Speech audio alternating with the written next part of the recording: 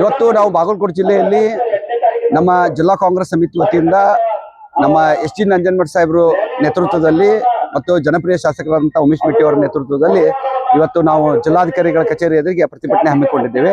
ಕಾರಣ ಅಷ್ಟೇ, ಇವತ್ತು ಬಿಜೆಪಿಯ ಕೆಲ ಪುಡಾರಿಗಳು ಏನು ನಮ್ಮ ರಾಷ್ಟ್ರೀಯ ಅಧ್ಯಕ್ಷರಾದಂಥ ಮಲ್ಲಿಕಾರ್ಜುನ್ ಖರ್ಗೆ ಅವರು ಉತ್ತರಾಖಂಡದಲ್ಲಿ ಒಂದು ಮೈದಾನದಲ್ಲಿ ಸಭೆಗೆ ಹೋದಂಥ ಸಂದರ್ಭದಲ್ಲಿ ಅವರು ಸಭೆಯಲ್ಲಿ ಮಾತಾಡಿದ ನಂತರ ಅವ್ರು ಕುಂತಂಥ ಸ್ಥಳದಲ್ಲಿ ಆ ಕುರ್ಚಿಯನ್ನ ತಗೊಂಡು ಆ ಸಭೆ ಏನು ಮುಗಿದ ನಂತರ ಆ ಕುರ್ಚಿಯನ್ನ ಗಂಗಾಜಲದಿಂದ ಶುದ್ಧೀಕರಣ ಮಾಡಿ ಅವ್ರನ್ನ ಅವಮಾನ ಮಾಡಬೇಕನ್ನುವಂಥ ಉದ್ದೇಶದಿಂದಲೇ ಮುಂಚಿತವಾಗಿ ನೂರಾರು ಕಾರ್ಯಕರ್ತರು ಸೇರಿ ಬಿಜೆಪಿಯ ಮುಖಂಡರು ಅವಮಾನ ಮಾಡಿದ್ದು ಅತ್ಯಂತ ಹೇಯ ಕೃತ್ಯ. ಅದಕ್ಕೆ ನಾವು ಜಾತಿವಾದಿಗಳನ್ನ ಇನ್ನೂ ಕೂಡ 80 ವರ್ಷ ಸ್ವಾತಂತ್ರ್ಯ ಸಿಕ್ಕ ನಂತರನೂ ಕೂಡ ಇವತ್ತು ದಲಿತರಿಗೆ ಯಾವ ರೀತಿ ಗೌರವಿಸ್ತಾರೆ ಅನ್ನುವಂತ ಇವತ್ತು ಈ ವಿಷಯದಿಂದ ಕಾಣ್ತಾ ಇದೆ.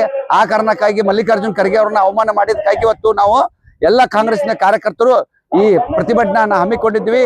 ಇವತ್ತು ಅಮರನಾಥ ಉಪವಾಸ ಸತ್ಯಾಗ್ರಹವನ್ನ ಕೂಡ ನಾವು ಮಾಡ್ತಾ ಇದ್ದೀವಿ. ಎಲ್ಲ ಕಾರ್ಯಕರ್ತರು ಮುಖಂಡರು ಕೂಡ ಮುಂಜಾನೆಯಿಂದ ಇವತ್ತು ಉಪವಾಸ ಕುಂತಿದ್ದೀವಿ.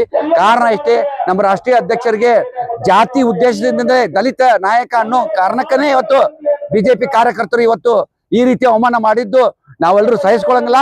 ನಾವೊಂದು ವಿಷಯವನ್ನ ಇವತ್ತು ಚರ್ಚೆ ತರ್ತೀನಿ, ವಿನಂತಿ ಮಾಡ್ತೀನಿ. ಇವತ್ತು ಬಿಜೆಪಿ ಪಕ್ಷದಲ್ಲಿರುವಂತ ಎಲ್ಲ ದಲಿತ ನಾಯಕರಿಗೆ ನಾವು ವಿನಂತಿ ಮಾಡ್ತೀನಿ, ನೋಡಿ ಇವತ್ತು ರಾಷ್ಟ್ರದಲ್ಲಿರುವಂತ ನಮ್ಮ ದಲಿತ ನಾಯಕರನ್ನ, ದಲಿತ ಜನರನ್ನ ಬಿಜೆಪಿ ಪಕ್ಷದವರು ಎಷ್ಟು ಗೌರವಿಸ್ತಾರೆ, ಎಷ್ಟು ಅವಮಾನ ಮಾಡ್ತಾರೆ ಅನ್ನುವಂಥದ್ದು ವಿಚಾರ ಇವತ್ತು ಸ್ಪಷ್ಟವಾಗಿದೆ.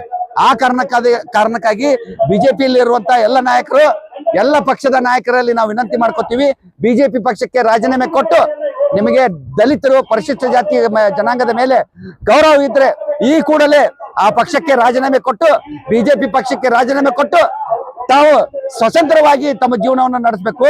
ಮೇಲಾಗಿ ನಿಮಗೆ ಸ್ವಾತಂತ್ರ್ಯ ಇದೆ, ಯಾವ ಪಕ್ಷದಲ್ಲಿ ಆದ್ರೂ ಇರಿ, ಆದ್ರೆ ಬಿಜೆಪಿ ಪಕ್ಷಕ್ಕೆ ಮಾತ್ರ ರಾಜೀನಾಮೆ ಕೊಟ್ಟು ಹೊರಗೆ ಬರ್ಬೇಕು ಅಂತೇಳಿ ನಾವು ಇವತ್ತು ದಲಿತ ಸಮುದಾಯದ ಎಲ್ಲ ಪರಿಶಿಷ್ಟ ಜಾತಿ ಜನಾಂಗದ ಪರಿಶಿಷ್ಟ ಪಂಗಡದ ಜನಾಂಗದಲ್ಲಿ ನಾವು ವಿನಂತಿ ಮಾಡ್ಕೋತೀವಿ.